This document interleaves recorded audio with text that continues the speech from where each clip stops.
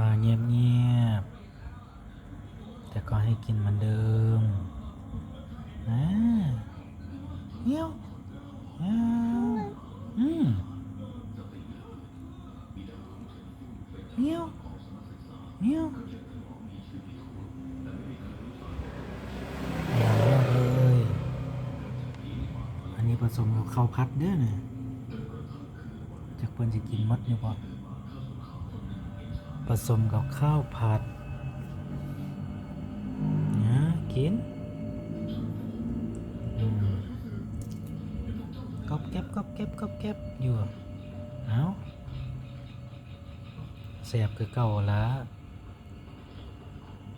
อยากลองมาให้เพิ่นกินลองเบิ่งว่ามันแซ่บบ่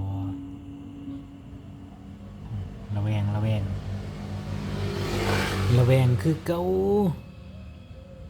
เอาประมาณนี้แล้วครับผมอัปเดตให้เบิ่งนะครับผมประมาณนี้ละเพราะว่ากำลังกินอยู่ไม่อยากรบกวน